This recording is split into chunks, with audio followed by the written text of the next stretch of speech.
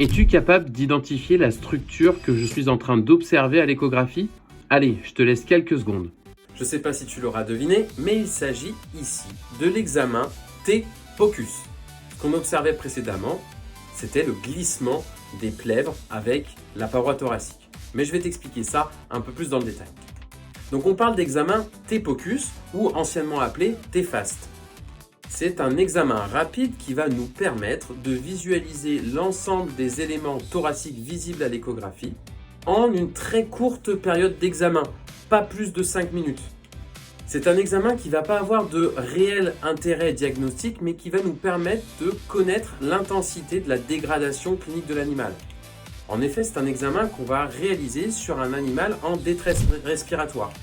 Soit un animal qui vient d'être traumatisé par une voiture, par une chute de plusieurs étages, ou par un animal qui vient de déclencher une détresse respiratoire, qui respire très vite et qui a beaucoup de mal à respirer. L'objectif, c'est d'essayer de stabiliser l'animal avant de faire cet examen-là. Mais c'est un examen qui peut être fait en même temps que l'oxygénothérapie. Pourquoi? Parce que pas très contraignant. L'animal est en décubitus sternal, on va éviter de le tourner dans tous les sens comme on pourrait le faire pour un examen radiographique. Et on va aller regarder toutes les fenêtres du thorax pour savoir si on observe des anomalies.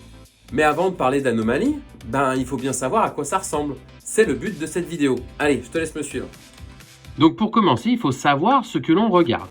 Donc pour débuter, la partie superficielle ici correspond à la peau, au tissu adipeux. Et ensuite, on verra apparaître ici généralement les côtes de l'animal avec la paroi musculaire qui se trouve entre chaque côte. Ce qui nous intéresse en l'occurrence en T-Fast, ça va être tout ce qui se passe en dessous, à savoir juste ici. Alors tu ne le sais peut-être pas, mais l'air présent dans les poumons entraîne une surréflexion des ondes ultrasonores, ce qui fait que les ondes ultrasonores ne peuvent pas pénétrer en profondeur. Donc la seule chose qu'on va pouvoir voir normalement sur une échographie thoracique, ça va être le glissement des plèvres au niveau de la paroi thoracique. Je te montre. On observe donc ici, à chaque mouvement respiratoire, un mouvement des plèvres les unes entre les autres, indiqué juste ici. Il est possible d'avoir quelques petites queues de comète, autrement appelées beelines, en petite quantité. Pourquoi? Parce que les poumons sont remplis d'un tout petit mucus présent dans les alvéoles qui provoque ici le passage de certaines ondes ultrasonores.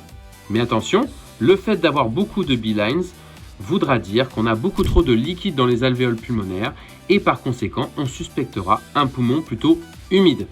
Voilà les choses normales que l'on devrait voir sur l'échographie thoracique dans la région des poumons. Attention, le T-Pocus est à réaliser de chaque côté du thorax pour vérifier qu'il n'y ait pas d'épanchement ou de poumons humides à droite et à gauche. Et dernière chose, mais pas des moindres, l'échographie T-Pocus doit aussi aller explorer la silhouette cardiaque et notamment vérifier si on ne voit pas d'épanchement péricardique ou toute autre anomalie au niveau du cœur. C'est l'ensemble de ces endroits d'exploration qui va nous permettre de dire si oui ou non l'animal respire difficilement à cause d'un problème thoracique ou pas. Mais attention, comme toujours, l'échographie est un outil qui va te permettre d'avancer dans ton diagnostic. Mais parfois, il ne te permettra pas de diagnostiquer. L'analyse cytologique sera quant à elle à réaliser par la suite. Si par exemple, on a un épanchement pleural. Attention, un poumon humide ne peut pas être ponctionné. Par contre, un épanchement pleural, lui, peut l'être. Mais ça, c'est une toute autre histoire et je t'en parlerai dans la prochaine vidéo. N'hésite pas à me poser tes questions en commentaire et si tu veux aller plus loin en échographie thoracique, abdominale ou cardiaque, n'hésite pas à nous contacter. Je te laisse les liens en description. En sachant que l'examen T-Pocus a été intégré au programme de formation en échographie abdominale. Allez, j'arrête tout mon discours, tout mon blabla et je te dis à la prochaine. Passe une très bonne journée et je te dis à bientôt. Salut!